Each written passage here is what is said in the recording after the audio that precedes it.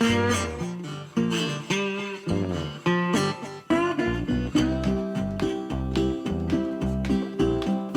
to Steve's Cottage with Steve Horner. Steve Horner, a former radio talk show host, helps spotlight the source of today's social chaos while offering practical solutions to the problems negatively affecting you and your family.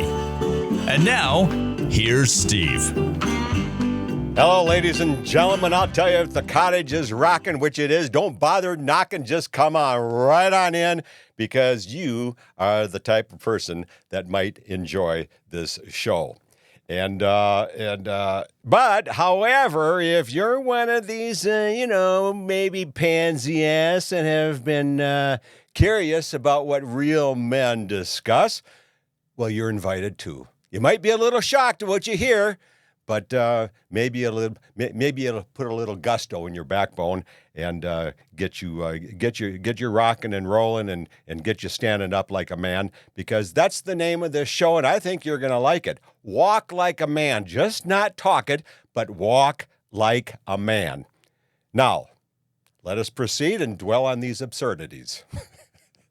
I was talking to my friend John the other day, and I said, hey, buddy, let's have a beer and get on the phone and talk trash. And he says, yeah, let's dwell on absurdities. Well, the number one problem today, and I am Steve Horner, and you are my friend, the audience, and this is Steve's Cottage, and I'm so glad to have your company. And if you're doing this on audio and you want to see the video, just go to stevehornerbooks.com, click on the podcast, the index rolls down, and just scroll down to pick up the Rumble platform and or Facebook, and you'll get the audio video. You know, the number one problem today is that there really aren't many men left. I mean, real men. They have been pussified for reasons of sex, companionship, harmony, convenience, money. Oh boy, they compromise their principles for the sake of sex, money, convenience, and smiles on sweetheart's face, right? But then, when the inevitable shit hits the fan because they haven't been proactive, they act like dumb sheep out in the field looking at each other going, what happened? What happened? Now, don't those fools have mirrors in their homes to get a first-hand look at who's to blame for allowing today's chaos to take place? These are not men. These are mice. Take, for instance, the July 13th, 2024 assassination attempt on President Donald Trump in Butler, Pennsylvania. Recently, a bipartisan House committee ruled that the actions and inactions of the Secret Service on that day were totally dysfunctional and hopelessly incompetent. But you see, they don't get into the cause of the incompetency except to blame communication breakdowns among the members of the squad of that day's Secret Service. They don't mention that the Secret Service that day was steered by a woman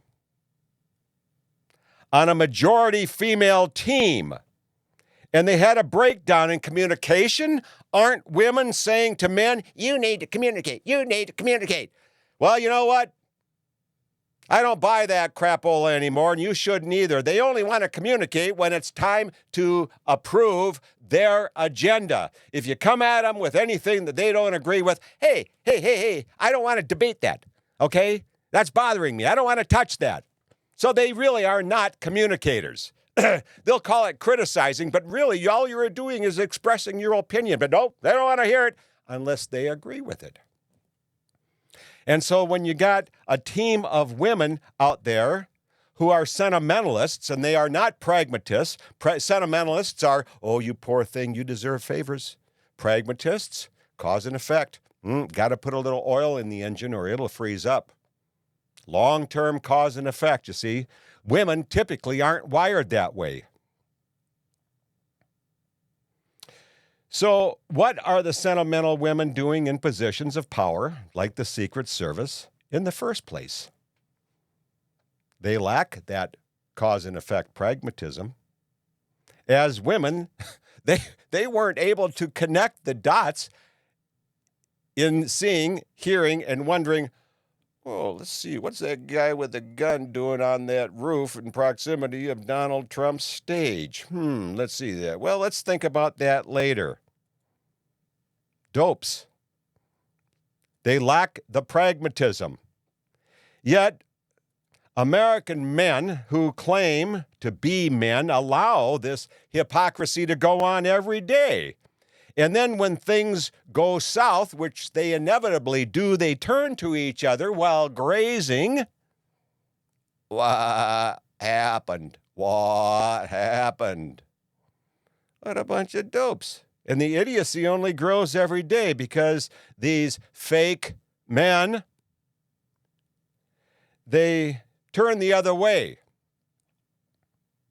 Look at Liz Cheney. Look at Kamala Harris. Look at these other women in the House and Senate. Look at school boards packed with women. Schools run by women, single parenting, police forces, military, government administration offices, social services, border control, welfare, judiciary, parenting, education, all run by women. Sure, there's a there's a standard go-to goat that might be in charge, who might be called a man, but if he doesn't run the way the women want him to, he will be soon out on his butt with phony charges like harassment, not doing his job, cheating on his wife, something that will make the newspapers and will get him fired because he doesn't walk the line of the women who are in all these positions of administration to call the shots on who gets the favors and who doesn't. And they're all making big money. All these government women making big money. What would the founding fathers think of all this bizarre behavior? I think that they would be totally miffed and probably be laughing at our problems while we ignore the cause of the problems because men have been pussified. Remember Rush Limbaugh? Sure you do. He used to call these women feminazis. That's who he was referring to. Donald Trump calls them the swamp. This is where America's real problem lies. And if we had more men out there that would do more than talk the talk but would walk the walk, we would be in much better shape. But oh, those days of walking like a man, they might be gone. And so I took my sweetheart Sherry a couple of months ago over to Tuacahn, which is just up the block from me, about 10-15 minutes here in St. George, Utah.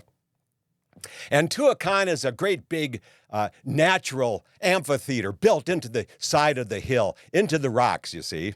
And then the stage runs in front of it, and all the seating is up there. We've got, right in front of the stage, of course, you've got the symphony, and you've got all the special effect lights and wires around us and everything else, you see. And so Sherry and I are at this play. This is the play called The Jersey Boys. The Jersey Boys. And the lights dim, and they're on the stage. They're on the stage in a darkly lit street corner of Newark, New Jersey, back in the early 1960s. You got a group of guys, you see, and they're all looking dude. They got their fedoras on, and they're all ready to, they're there swinging along with trying to find a sound, trying to find the words, trying to find the script, trying to find something that will make them popular as singers. They're harmonizing, their teamwork. And they finally find it, and they go on through history, and they're known as Frankie Valli and the Four Seasons.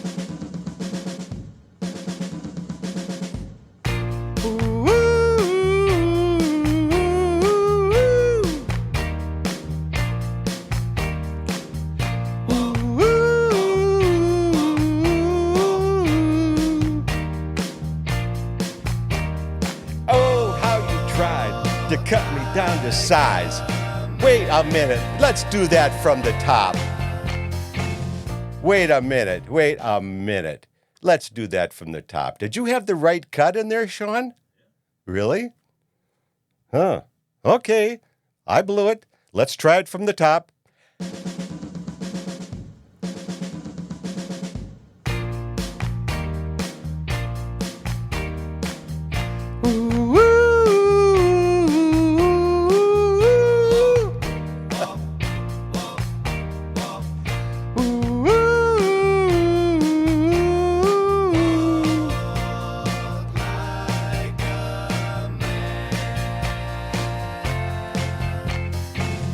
How you tried to cut me down to size, telling dirty lies to my friends. But my own father said, give her up, don't bother, the world isn't coming to an end. Walk like a man, talk like a man, walk like a man, my son. No woman's worth crawling on the earth, so walk like a man, my son. Ooh, ooh,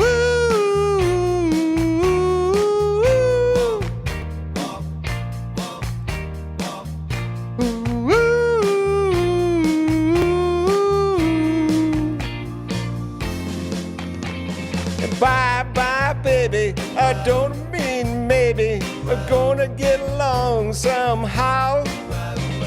Soon you'll be crying, I count off all your lying. Oh yeah, just look who's laughing now. Walk like a man, fast as I can. Walk like a man from you. I'll tell the world, forget about it, girl, and walk like a man from you.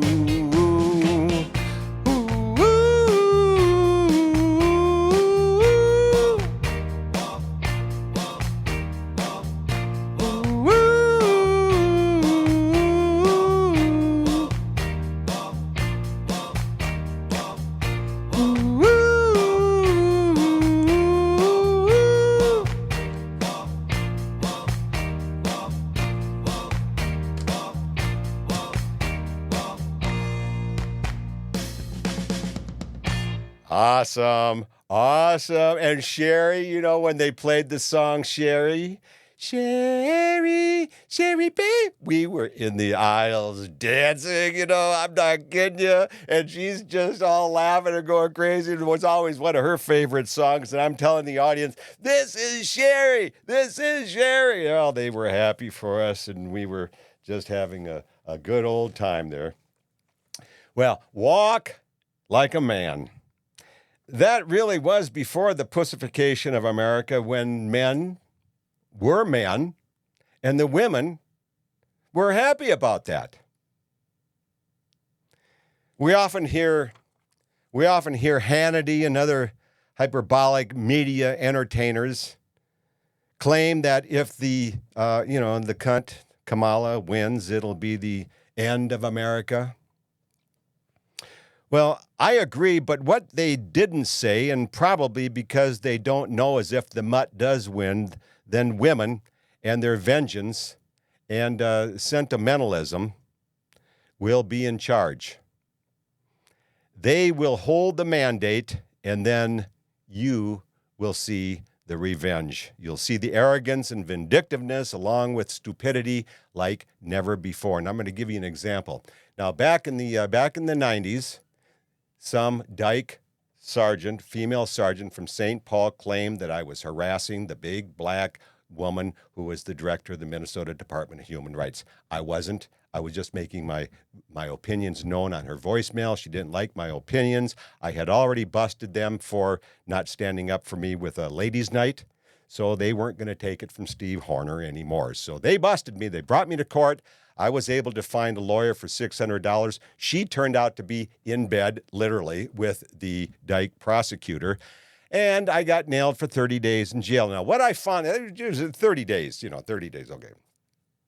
I thought I could do it standing on my head. It was like standing on my head. It's not fun. And so then I was in a 15-bed room, you see. And when the blacks were in majority, 8-7, very arrogant, very vindictive, very angry, very dominant. When the white guys were in majority, 8-7, they were noticeably much more quiet, more polite, more calm, more peaceful. And then when the blacks got in control again, their mandate rose, they turned into just really loudmouth, arrogant, sometimes scary assholes. So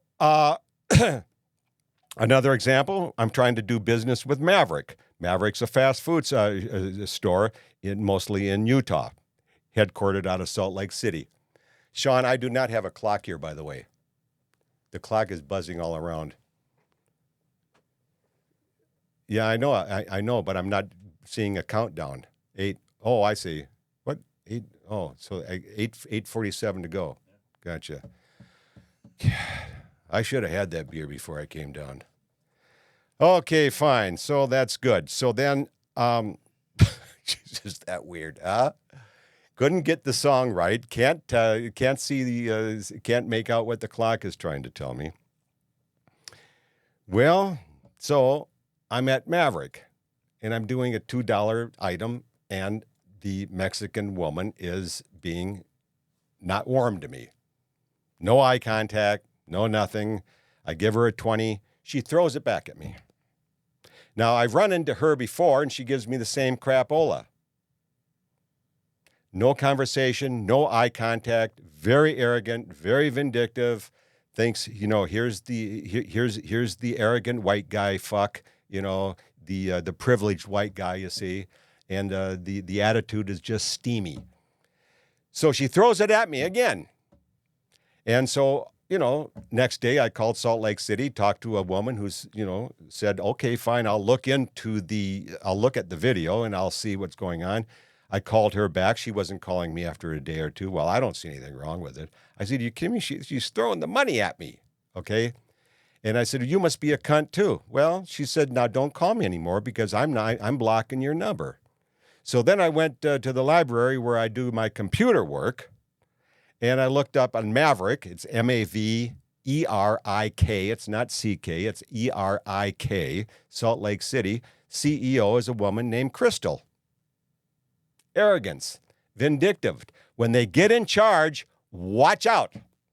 When they get in charge, watch out. These women have told me for years, and it's on my website at stevehornerbooks.com.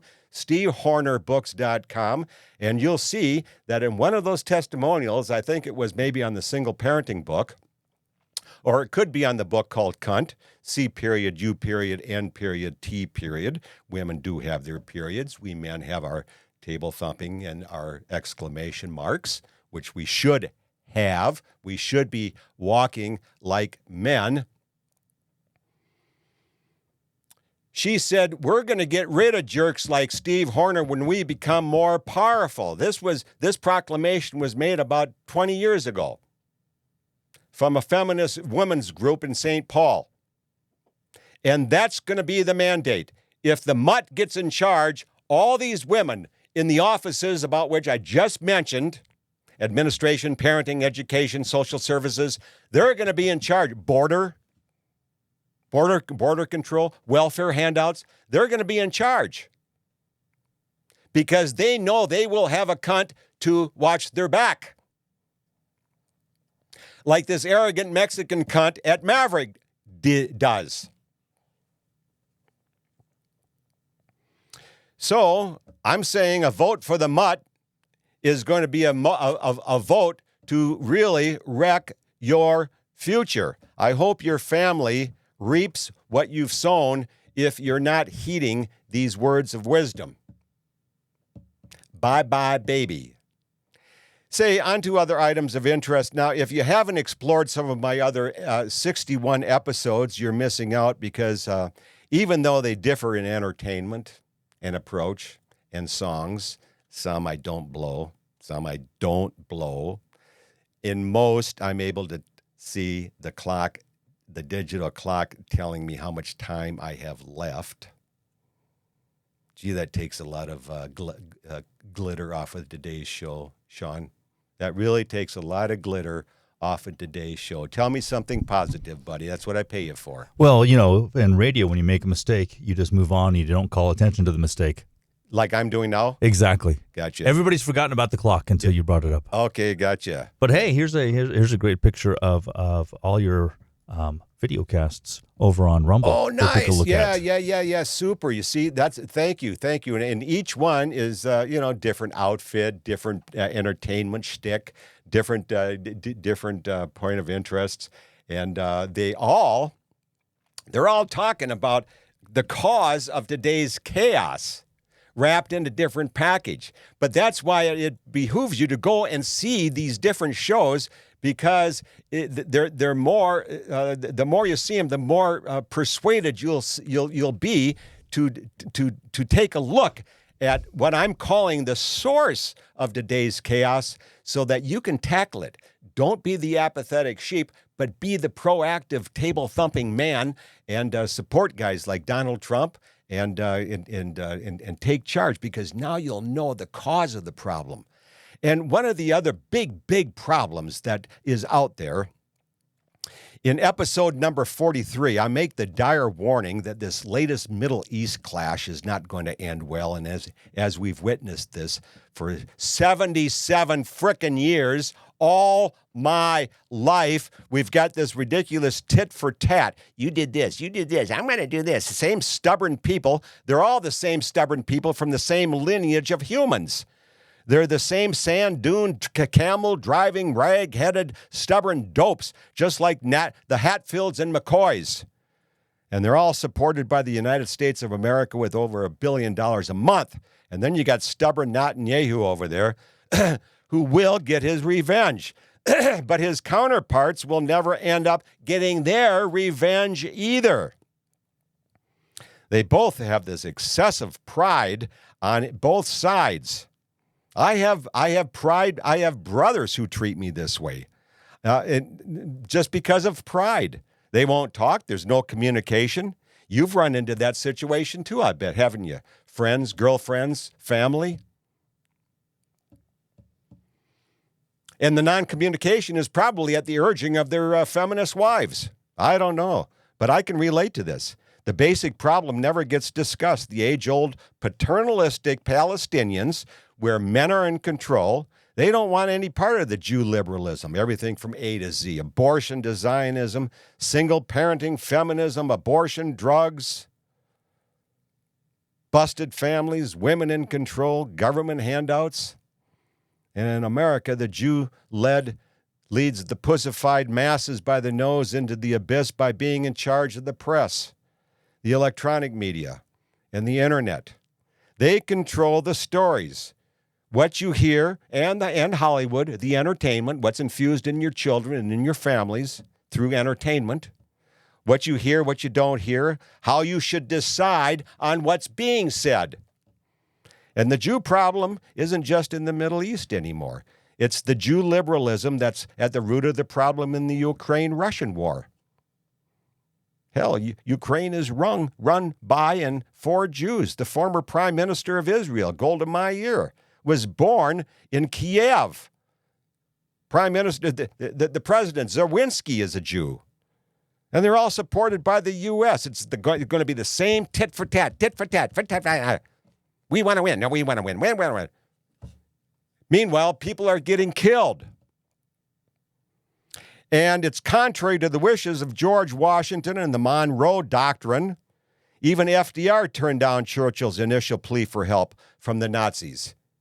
The idea of America was to do trade with these countries, but not babysit them and not fight their wars. Not the big brother syndrome, because all that creates is arrogance and vindictiveness. And meanwhile, the little cunt makes trouble and says, I'll have my big brother get to you. I'm Steve Horner, watching the clock. It's running out. I'm happy to be with you, and I hope that you'll come back to Steve's Cottage again soon. In the meantime, take good care of yourself. Thanks for joining us.